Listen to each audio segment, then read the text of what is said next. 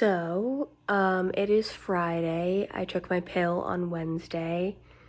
I'd say everything is great. I just have a sore neck. You can definitely feel that it's like affecting the tissue inside my neck. Also, the first day I felt flushed, like my cheeks were red, and I just felt like my whole body was warm. It was interesting. Second day, I was really tired. I slept in a lot longer than I expected. It definitely made me constipated, not gonna lie. I've taken Miralax 2 days in a row. I finally passed something today. But I hadn't, gone in 3 days. So I've just been peeing everything out. Just be mindful of that. Luckily I had something in the house, but have a gentle, laxative just to keep things moving out of your system. I feel like I really haven't been that hungry.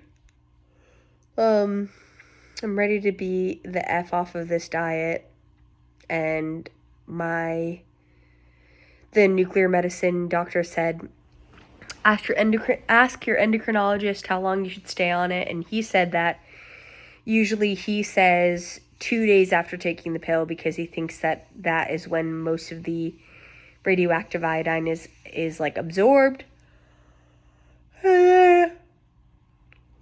After that, he says it's kind of overkill, but I asked my endocrinologist, and she said until Sunday, so that would put me out Wednesday, Thursday, Friday, Saturday, and then until Sunday, so I'm assuming I can come off of it on Sunday, so that's 4 days, and that's nothing at this point. I think for everybody who's gone through it, they're like, okay, I guess I can do a couple more days, and I've put this off a couple times, and also with the last incident of me accidentally eating sea salt the night before treatment. Oh shit, do I have dandruff? Just kind of prolonged the process, and I've been on this diet for a while, so I'm used to it at this point. I just saw an Instagram video that Magic Mike XXL or whatever is out on Netflix. Also, I wanted to just talk about the controversy of eating the lemon candies throughout the first couple days of the radioactive iodine treatment, just to keep the salivary glands flushed out. And I don't know, I asked my endocrinologist beforehand, I said, what are your thoughts on the whole candy thing, sucking on candy the whole time to keep everything flowing? And she said, honestly, I would just stick with liquids and hydrate. And I've been drinking so much water, at least a huge cup of water each hour.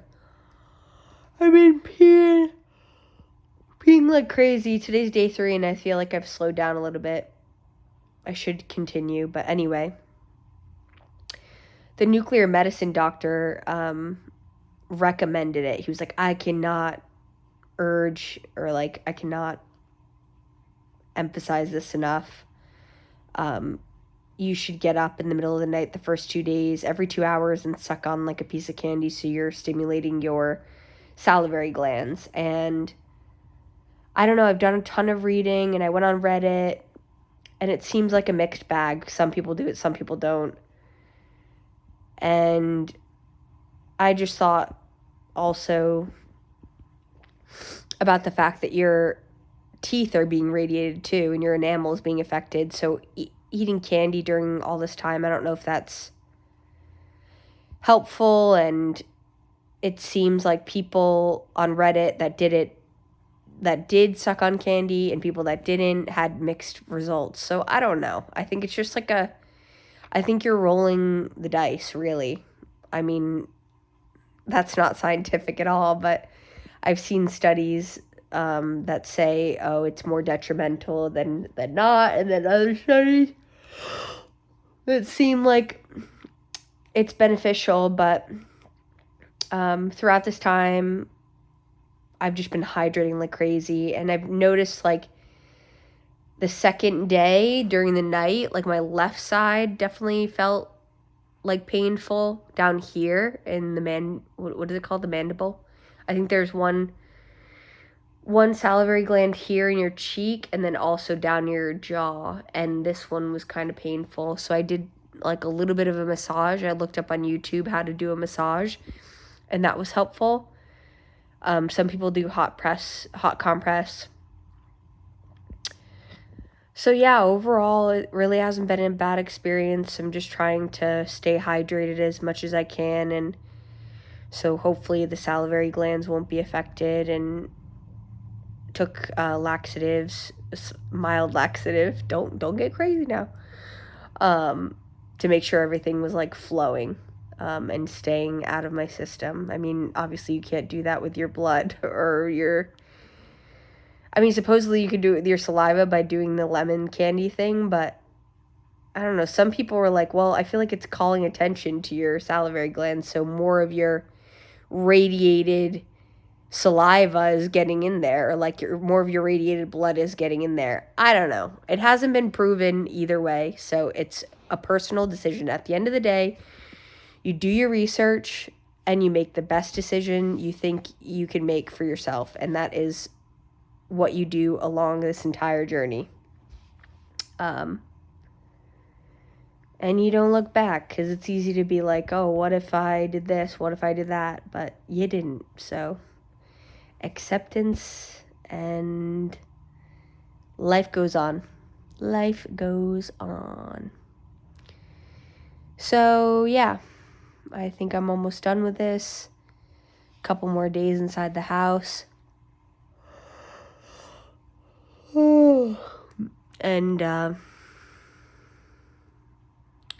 I gotta start figuring out what's next for me.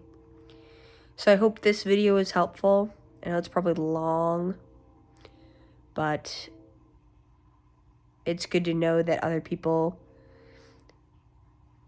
went through the same journey as you, had to put their body through some stress, and know that your body heals itself and you come out the other side more grateful and more grounded. So, yeah. About to watch Magic Mike, though. I watched No Hard Feelings, that movie with Jennifer Lawrence, the other day, and I was not expecting to see her, like, fight naked. I was like, she's such a boss. She's hilarious. That was a hilarious scene. So yeah. I think that's it. I'm a little bit concerned, I guess, about the teeth, but I'm going to switch out my toothbrushes a couple times to use cleaner, less radioactive toothbrush heads. I don't know if that's a real thing, but I guess it's something I'm going to do. And yeah, I think that's basically it. I mean, the doctors tell you what precautionary measures you have to take. It's already like 8 minutes long, but some crazy things that I was like shocked about when I went in to go take the pill was like, oh, the doctor said, oh, are you expecting to have your menstrual cycle? And I'm like, no, I had one 2 weeks ago. And he said, oh, okay, so because if you did and you use pads, you have to like set it aside for 2 months and then you can throw it out afterwards. And I just thought that was like, whoa. I'm like, oh my gosh, even your menstrual blood would be radioactive. What else? Them using a Geiger counter to measure me before and after the pill. And then they said, try your best not to throw up, because if you throw up, we have to come and clean it up. But I don't understand the difference between, like, throw up, urine, and feces. Like, why wouldn't they have to come and clean that up? I don't know. It's just all strange. It's It's a funny experience. And the other day, I was coming home and the TV was on, and it was a Simpsons episode, and it was like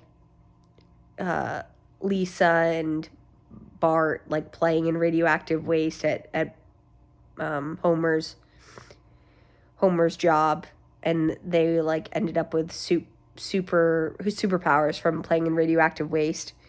I was like, what are the odds that this is on? And I was taking the pill like 2 days later. And then I'm reading Tools by Phil Stutz, this amazing book. I just like the self-help books and stuff like that. Lots of things about mental health and improving like emotional intelligence and stuff like that. It's very important. Because I used to be a dweeb when it came to emotions. So I've grown a lot. But yeah, I was reading this and I don't know. Basically, it was telling a story about how Phil discovered this, one of these tools of having the inner authority. And he's like, yeah, I was on stage and I felt I was isolated, like I was all alone, and I felt radioactive. I was like, are you mocking me, God? It's just been coming up like a couple times, like, oh, like references to radioactivity, which is funny. But I guess I'm only noticing it because of the context, but awesome. I wish you luck. And if anybody has any questions, let me know. I'd be happy to tell you more about my experience prior to RAI, and yeah. See ya. Signing off. Bye.